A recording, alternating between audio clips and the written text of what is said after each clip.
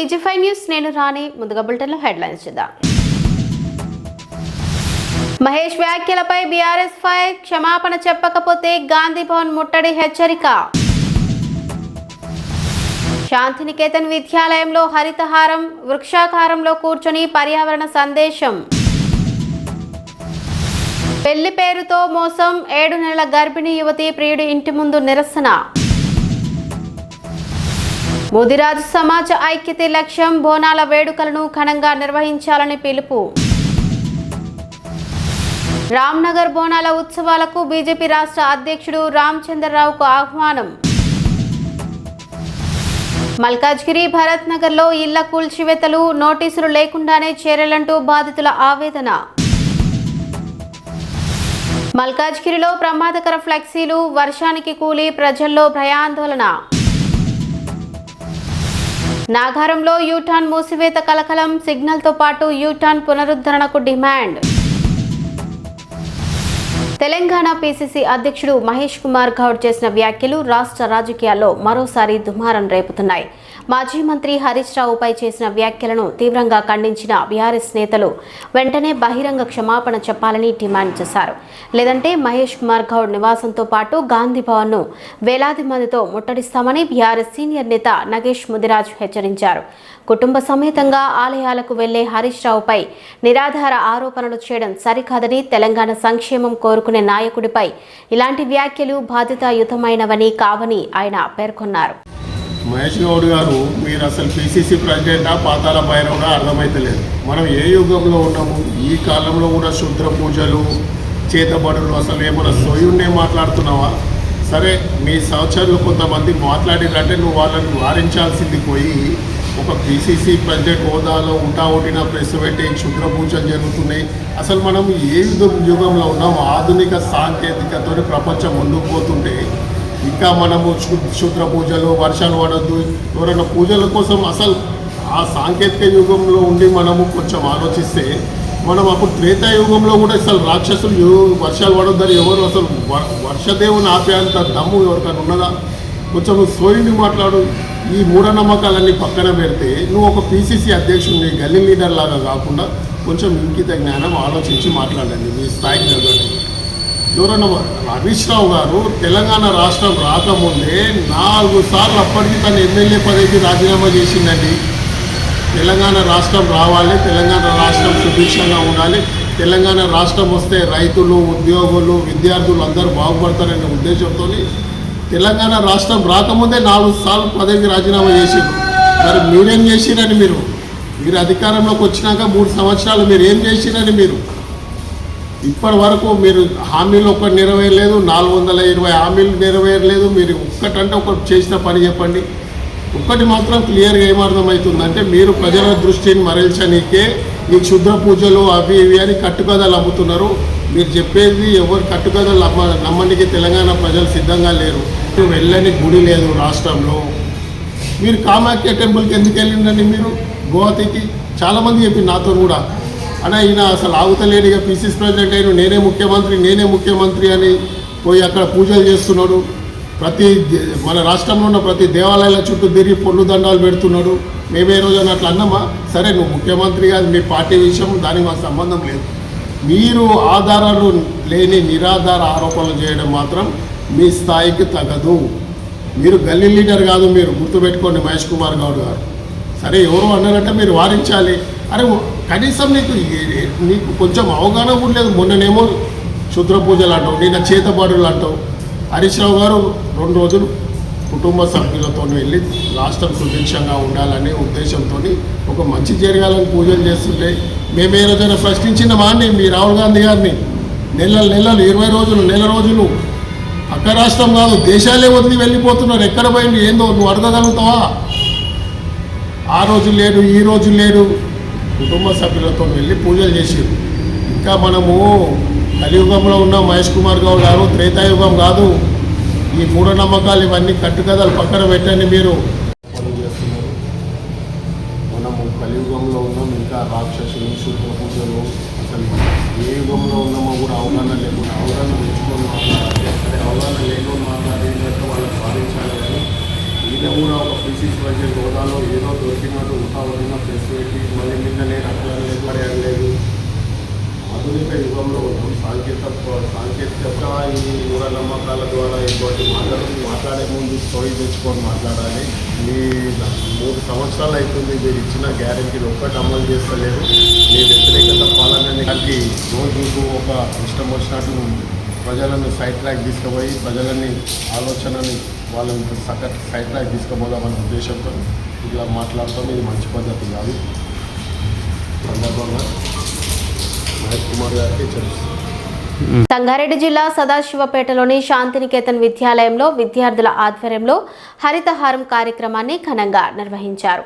పాఠశాల కరెస్పాండెంట్ మాలి పటేల్ అరవిందశ్రీ ప్రిన్సిపల్ సుప్రియ ఆధ్వర్యంలో జరిగిన ఈ కార్యక్రమంలో విద్యార్థులు వృక్షాకారంలో కూర్చొని పర్యావరణ పరిరక్షణపై అవగాహన కల్పించారు.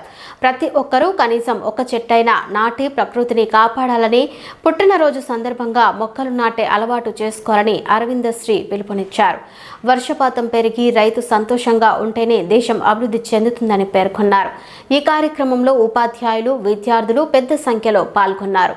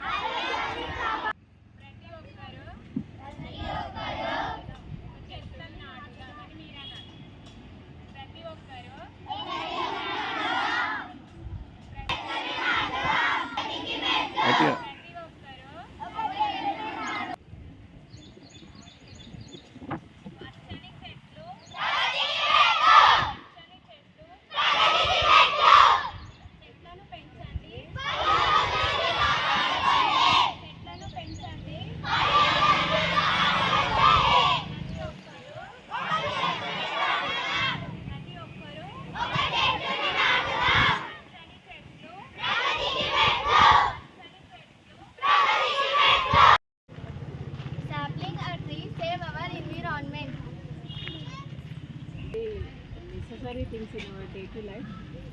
It gives us everything. It gives us oxygen, fruits, medicines, whatever we want. We haven't asked anything in return. So it's our duty to protect trees for our future healthy life. Trees protect our environment and we should pour water and save the trees for our future. And today also we have to start our program. Every birthday we have to sample a tree. It's become more and it becomes a future right. Sangareddy జిల్లా పటాన్చెరు పట్టణంలోని నాయకోటి బస్తీలో ఉద్రిక్త పరిస్థితి నెలకొంది.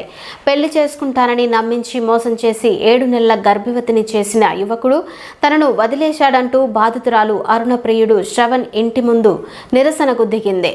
లింగంపల్లిలోని ఓ క్లినిక్లో పరిచయం ప్రేమగా మారిందని, ఇప్పుడు పెళ్లికి నిరాకరిస్తున్నాడని ఆమె ఆరోపిస్తోంది. ఈ ఘటనపై ఇప్పటికే పటాన్చెరు పోలీస్ స్టేషన్లో ఫిర్యాదు చేసిన బాధితురాలు తనకు న్యాయం చేయాలని కోరుతోంది.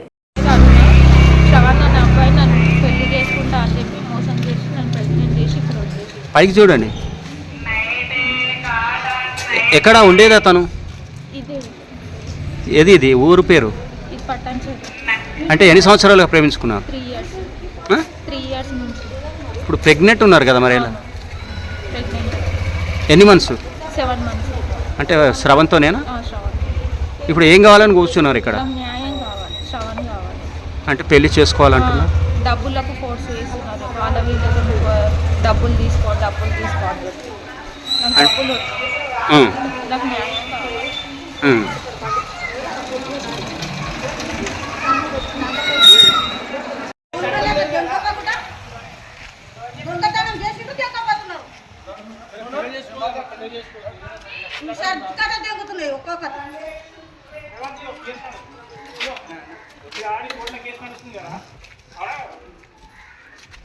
ఈ పిల్లలు మంది పిల్లలు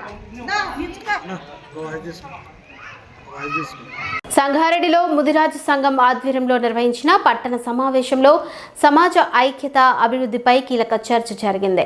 ముదిరాజు సంఘం ఐక్యంగా ఉంటే రాజకీయాలతో పాటు విద్య, ఉద్యోగాలు, వ్యాపార రంగాల్లోనూ విశిష్ట స్థానం సాధించగలదని సంఘం గౌరవ అధ్యక్షుడు సిల్వర్ చంద్రశేఖర్ అన్నారు.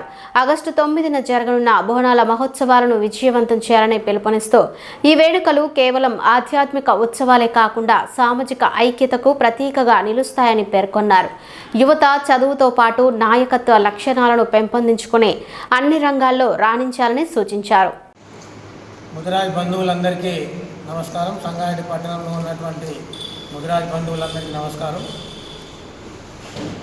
గత 10 సంవత్సరాలుగా ప్రారంభం నుంచి కూడా ఇప్పటిదాకా అప్రతిహతంగా ఎటువంటి ఒడిదుడుకులు లేకుండా ఘనంగా బోనాల ఉత్సవాలు జరుపుకుంటున్నాం. ఇది 11వ సంవత్సరం.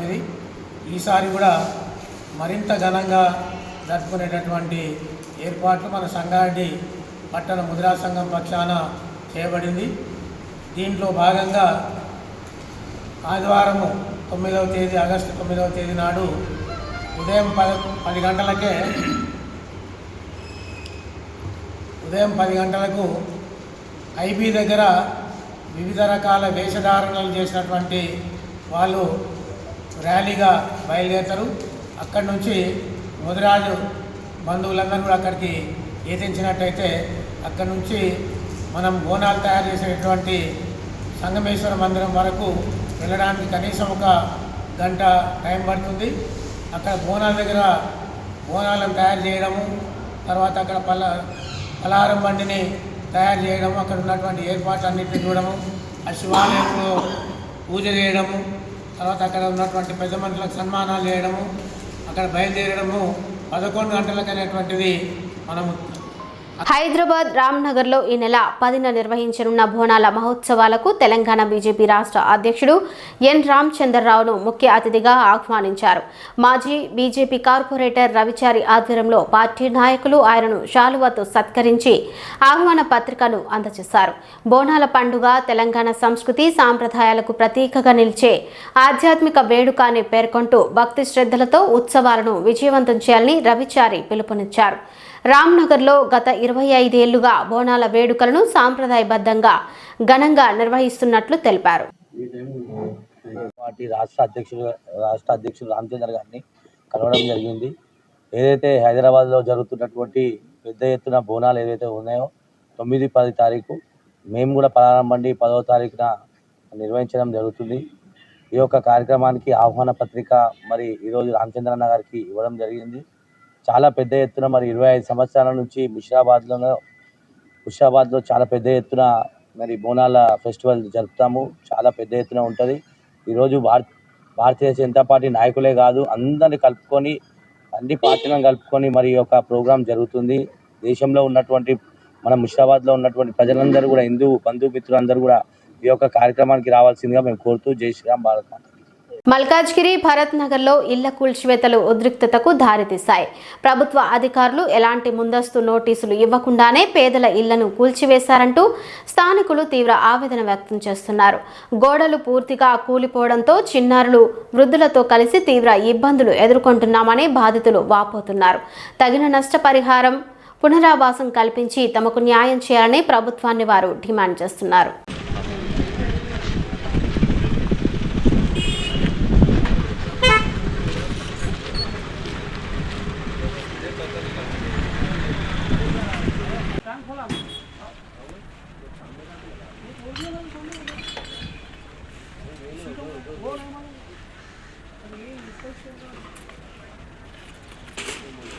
వితౌట్ పర్మిషన్ అని మా స్థలాల మీద వచ్చి జిహెచ్ఎంసీ వాళ్ళు కూలగొట్టారు. ఇదే సర్వే నెంబర్లో ఎన్ని ఇల్లు ఉన్నాయో మొత్తం వితౌట్ పర్మిషన్ ఉన్నాయి. కూలగొడితే మొత్తం కూలగొట్టాలి. ఈ బస్తీ మొత్తం వితౌట్ పర్మిషన్ ఉంది. ఎవరికి పర్మిషన్ ఉంది, ఎవరికి పర్మిషన్ లేదని చూపించాలి. ఈ కాంగ్రెస్ ప్రభుత్వం వచ్చినప్పటి నుండి కూలగొట్టడమే తప్ప ఏది కానీ గరీబులకు మంచిది అయింది లేదు. మా కేసీఆర్ ఉన్నప్పుడు ప్రతి గరీబోడు బతుకుతుండే. ఈ రేవంత్ రెడ్డి సర్కార్, కాంగ్రెస్ సర్కార్ వచ్చినప్పుడు చూడు కూలగొట్టుడు. మీరు కూలగొట్టేటోళ్ళు అయితే మేము ఫస్ట్ బునియాద్ వేసినప్పుడు వచ్చి మీరు ఆపాలా. ప్రభుత్వం అనేది జిహెచ్ఎంసీ వాళ్ళు అనేది మేము బునియాద్ వేసినప్పుడు వచ్చి మీరు ఆపాలా. ఇప్పుడు మొత్తం కన్స్ట్రక్షన్ కంప్లీట్ అయినాక ఇళ్ళల్లో ఉంటున్నప్పుడు వచ్చి మీరు కూలగొట్టేది ఇది సరైనది కాదు. ఈ జిహెచ్ఎంసీ కమిషనర్ కూడా ఏం చేస్తారు అని అప్పుడు ఆపకుండా వచ్చి ఇంట్లో ఇళ్ళలో వచ్చి కూల కొట్టడం మంచిది కాదు కదా, ఇది సరైనది కాదు కదా. నోటీస్ ఇవ్వలేదు ఏమలేదు, వచ్చి షాప్ కూల కొట్టారు, ఇల్లు కూల కొడుతారు, అన్నీ కూల కొట్టేసారు. ఇది సరికాదు కదా. కూల కొడితే మొత్తం బస్తీ మొత్తం మూలాల్లో ఎవరికి ఎన్ని పర్మిషన్లు ఉన్నాయి, ఎవరు వితౌట్ పర్మిషన్ ఉంటాడు చూసి అన్ని కూల కొట్టండి. మరి ఒకరు కూల కొట్టి ఒకరు కూల కొట్టకుండా ఏంది, దీని పక్కన ఉంది కదా షెడ్, ఇది కూడా కూల కొట్టండి. ఈ మసీద్ పక్కన ఈడికెళ్ళి అడదాకుంది కదా 428 సర్వే నెంబర్, అన్ని వితౌట్ పర్మిషన్. కూల కొడితే అన్ని కూల కొట్టండి. మరి ఒకటి కూల కొట్టి ఒకటి కూల కొట్టకుండా ఒకరికొక న్యాయం ఉండదు కదా. మీరు జిహెచ్ఎంసీ కమిషనర్ గారు వచ్చి అన్ని కూల కొట్టండి. మరి కూల కొడితే వీటికెళ్ళి అడదాకా అన్ని కూల కొట్టండి. సాగర్ సిపిఎం పార్టీ మల్కాగిరి మండల సీనియర్ నాయకుడిని. ఇక్కడ షఫీనగర్లో ఈ పేదల ఇండ్లు హైదరాబాద్ కూలగొట్టిండ్రు అని తెలిస్తే ఇక్కడికి రావటం జరిగింది. తీరా ఇక్కడికి వచ్చి చూస్తే మేము ఎంక్వైరీ చేసిన మేరకు ఏంటంటే ఇది పర్మిషన్ లేకుండా కట్టిండ్రు అనేది పోలీస్ డిపార్ట్మెంట్ వాళ్ళు చెప్తా ఉన్నారు.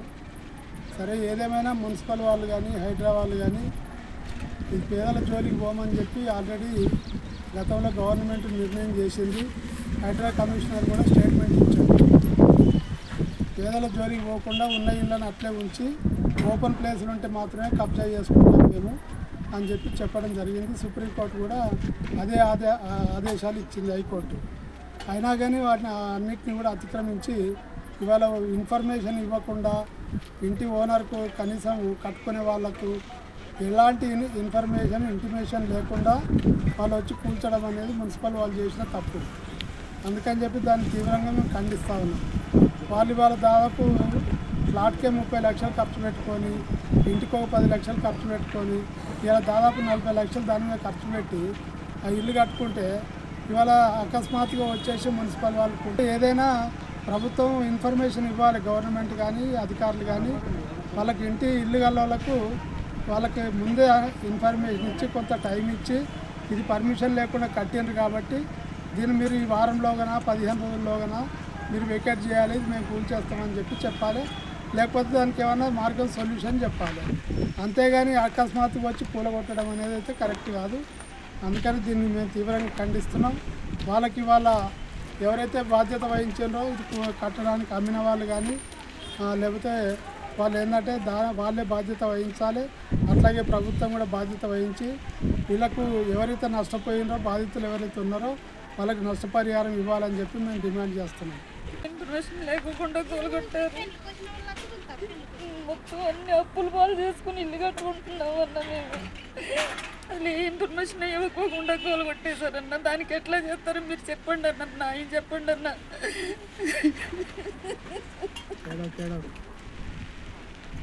నేను ఇప్పుడు ఎట్లా చెప్తారో చెప్పండి అన్న అందరూ కలిసి. ఏ ఇన్ఫర్మేషన్ కూడా మాకు ఇవ్వలేదు, మాకు టైం కూడా పెట్టలేదు. కొన్నాను అందులో నిన్నే 1 లక్ష రూపాయల వరకు సామానం తెచ్చి పెట్టుకున్నాను. నిన్న హార్డ్వేర్ షాప్ దగ్గరికి కూడా నేను డబ్బులు ఇవ్వలేదు. అట్లకి ఎలా చెప్తారు అన్న, సమాధానం చెప్పండి అన్న మీరు అందరూ కలిసి. దాని మీద 40 లక్షల పైన ఖర్చు అయిందన్న. నేను నాకు పండుగలు ఆనందాన్ని పంచాలి, కానీ నిర్లక్ష్యం ప్రజల ప్రాణాలకు ముప్పుగా మారకూడదు. మల్కాజ్గిరి చౌరస్తాలో పండుగ సందర్భంగా ఏర్పాటు చేసిన భారీ ఫ్లెక్సీలు వర్షం ఈదురుగాలులకు కూలిపోవడంతో స్థానికులు తీవ్ర ఆందోళన వ్యక్తం చేస్తున్నారు. నిబంధనలకు విరుద్ధంగా ఏర్పాటు చేసిన ప్రమాదకర ఫ్లెక్సీలపై అధికారులు వెంటనే చర్యలు తీసుకోవాలని ప్రజలు డిమాండ్ చేస్తున్నారు.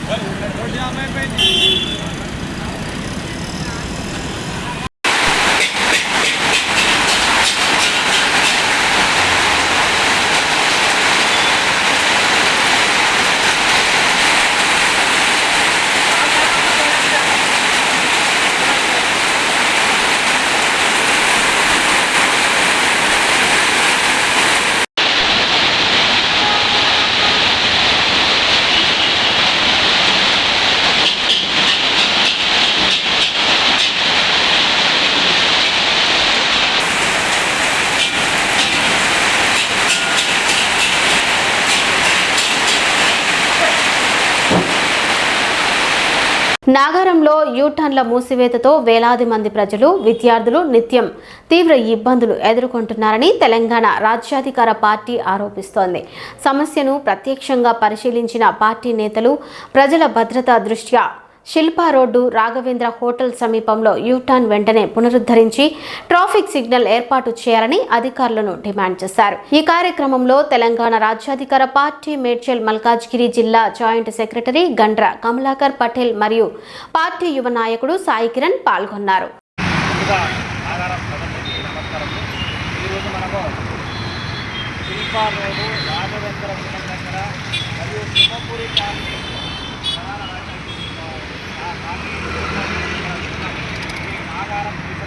ప్రధాన రహదారి ఇది గతంలో యూటర్న్ వల్ల ఇబ్బందులు అవుతున్నాయని చెప్పేసి గతంలో పద్నాలుగు విజ్ఞప్తి జరిగింది.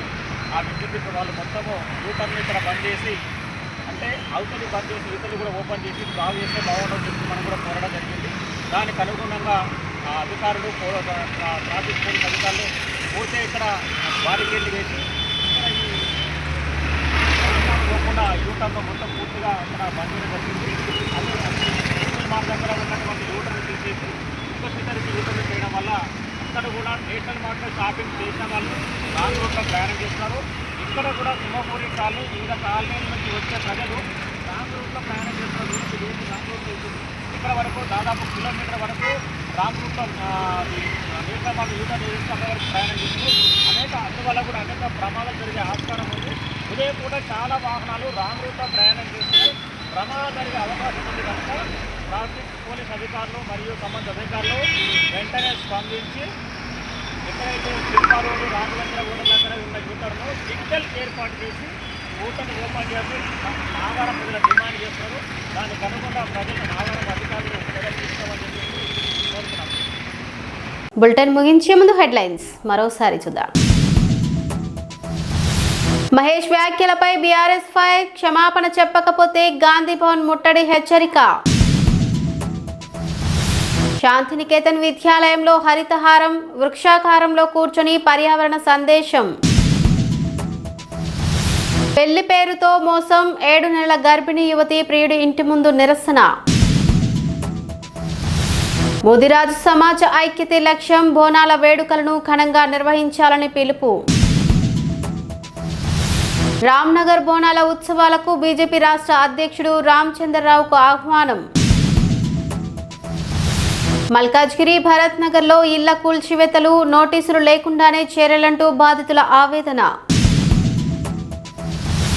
మల్కాజ్గిరిలో ప్రమాదకర ఫ్లెక్సీలు, వర్షానికి కూలి, ప్రజల్లో భయాందోళన. నాగారంలో యూటర్న్ మూసివేత కలకలం, సిగ్నల్తో పాటు యూటర్న్ పునరుద్ధరణకు డిమాండ్. ఇవి ఇప్పటివరకు ఉన్న అప్డేట్స్. మరిన్ని అప్డేట్స్ కోసం చూస్తూనే ఉండండి TG5 న్యూస్.